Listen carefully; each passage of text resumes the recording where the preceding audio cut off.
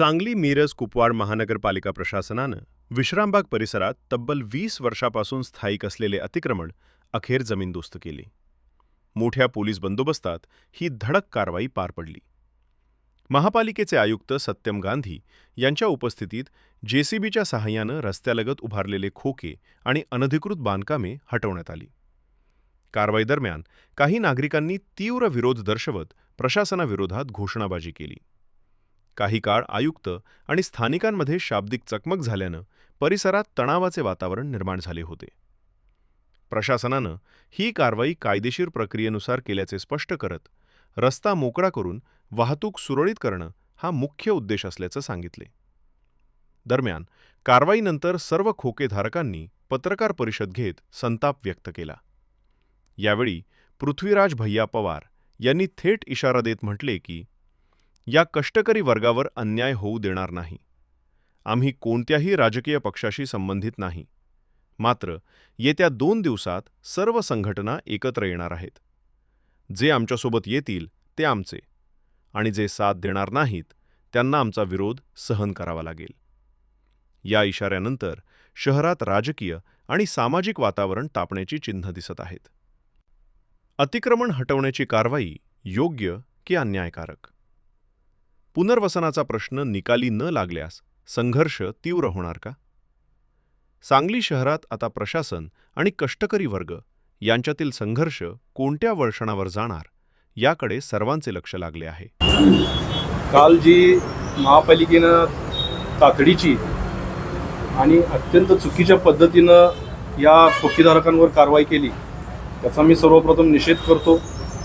80 कुटुंब म्हणजे साधारण एका कुटुंबात 6 ते 7 लहान मुलांपासून वृद्ध लोक जर का धरली तर 500 ते 550 लोकांवरती उपासमारीची वेळ आली. मी ही नोटीस वाचलेली आहे 52-53ची. ती मुळात ती नोटीसच कायदेशीर आहे का इथून सुरुवात होते. आणि 52-53ची नोटीस जरी दिली तर ती 24 तासाची देणे गरजेचं होतं का? कारण इथं कुठल्याही प्रकारची अर्जन्सी इमर्जन्सी दिसत नाही. रस्ता जातोय, विकास काम होणार आहे किंवा आणखीन काहीतरी. तर मग एवढी तातडीची कारवाई तेही स्वतः आयुक्त साहेब रस्त्यावर उतरून पोलीस फौजफाटा घेऊन करतात. तर याच्या मागं खऱ्या अर्थानं काहीतरी वेगळं संशय येण्यासारख्या गोष्टी मला दिसायला लागल्या. या जागेच्या बाबतीत जर का म्हटलं तर या जागेच्या उतार्यावर पटवर्धन सरकार दिसतात, त्यानंतर तानवडे दिसतात, त्यानंतर पवार दिसतात आणि एक भाग रेल्वेचा दिसतो. पण ह्या 4मध्ये महापालिकेचा कुठलाच रोल येत नाही. कोर्टाचे जे 3 ऑर्डर्स आहेत त्या तिन्ही ऑर्डर्स ह्या खोकीधारकांना प्रोटेक्शन देणाऱ्या ऑर्डर्स आहेत. जे एक राज्य सरकार आणि तानोडेंच्या विरोधात आहे त्यामध्येही कोर्टानं सांगितलेलं आहे की यांच्याशी तडजोड केल्याशिवाय किंवा विचारात यांना म्हणणं मांडायची संधी दिल्याशिवाय यांच्यावर कारवाई करू नये. त्यामध्ये स्पष्टपणे असं लिहिलेलं आहे की सेटल्ड लॉ आहे लँडचा की कुठल्याही प्रकारचं एन्क्रोचमेंट, इलिगल एन्क्रोचमेंट जरी असेल तरी तुम्हाला कायद्याचीच प्रोसेस वापरून ते काढता येईल. पण तसं काल फॉलो झालेलं नाही. दुसरी एक महापालिकेच्या विरोधात सुद्धा यांच्याकडं एक ऑर्डर आहे त्यामध्येही असंच लिहिलेलं आहे की यांना तुम्ही तातडीनं अशा पद्धतीनं कारवाई करू शकत नाही. मग एवढ्या तातडीनं ही कारवाई करण्याचं कारणच काय? हा सगळ्यात महत्त्वाचा विषय आहे. त्याचबरोबर या जागेमध्ये आज रेल्वे हक्क सांगायला आली होती, कंपाऊंड मारायला आली होती. मग रेल्वेचा यामधला रोल काय आहे? तानोडेंचा रोल काय आहे? पटवर्धनांचा रोल काय आहे? पवारांचा रोल काय? आणि महापालिकेला एवढी गरज का पडली? हेच खरं संशयाची गोष्ट आहे. त्यामुळे याची चौकशी झाली पाहिजे. याच्या बाबतीत आम्ही कोर्टामध्येही लढू, आम्ही विभागीय आयुक्त कलेक्टर साहेबांच्याकडेही तक्रार करू आणि रस्त्यावर उतरूनही गरज पडली तर आम्ही आंदोलन करू किंवा रस्त्यावरची लढाई लढू.